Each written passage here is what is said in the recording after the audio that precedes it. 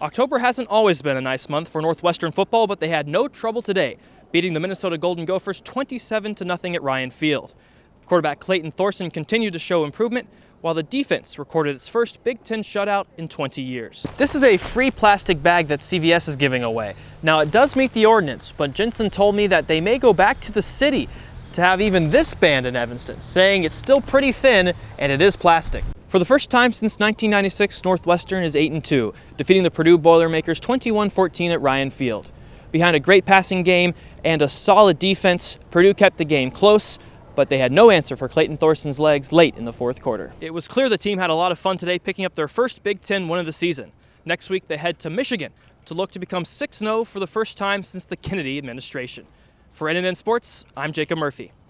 Now, the large storage dome behind me contains Evanston's rock salt surplus from last year. They're going to be filling it up again soon, but Mayworm says if the winter is as mild as predicted, the city could save up to $200,000. Another bright spot for the Cats, Justin Jackson passed the 1,000-yard mark for the second straight year.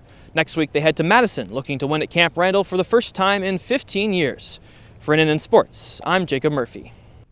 Joining me now is Inside NU's Henry Bushnell to talk men's hoops. Thanks for coming on, Henry. Great to be here. Now, yesterday's game was the sixth straight road loss for the Cats, and it wasn't the first time that NU wasted a hot start on the road. 3 games before the conference tourney, the Cats have Rutgers, Penn State, Nebraska. Not the most exciting lineup of games. So my challenge to you, Henry, is to give Wildcat Nation a reason to tune in on this home stretch.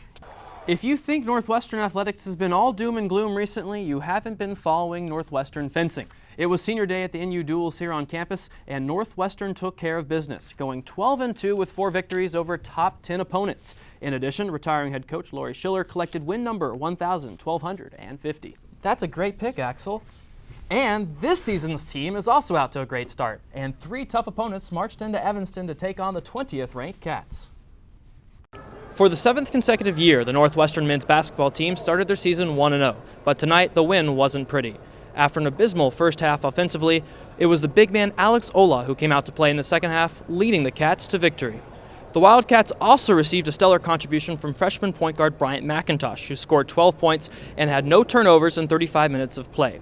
His play is a silver lining for the Cats as they get ready to head to Mexico. From Welsh Ryan Arena, I'm Jacob Murphy, NNN Sports. Looking to win back-to-back games for the first time since the team started at 11-0 in mid-December, the Cats came home for the final time this season to host the 16-11 Wolverines. And let's waste no time getting to the action. Welcome back.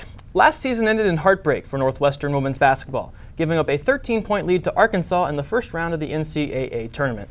But up until that point, the year had been magical. The team won more than 20 games for the first time since 1995, and that tourney bid, the first in 18 years. With 4 starters returning for the season and ranked 19 in the preseason AP poll, the team took to the court in exhibition play against Seton Hill on Sunday. He's no stranger to this studio. Ben Gorin from WNR Sports joins me now to break down the season that was for Northwestern softball. Now, Ben, it was certainly a disappointing end to the season, being swept in the first weekend of the NCAAs. In your opinion, what specifically went wrong for the Cats this weekend? The team that showed up to South Bend was just so injured. They bounced back nicely from a 3-9 start to finish the year at 28-23 overall. Knowing that, would you consider this season a success for Kate Drohan? I don't think it is, and it feels really unfair to say that it's not a success. Next year, this team loses some major contributors, including Andrea DePrima and Olivia Deer. What do you see to be the biggest challenge for this team next season? I think they have to replace a lot of power. Well, Ben, thanks as always for stopping by. You can check out his work at WNRsports.com.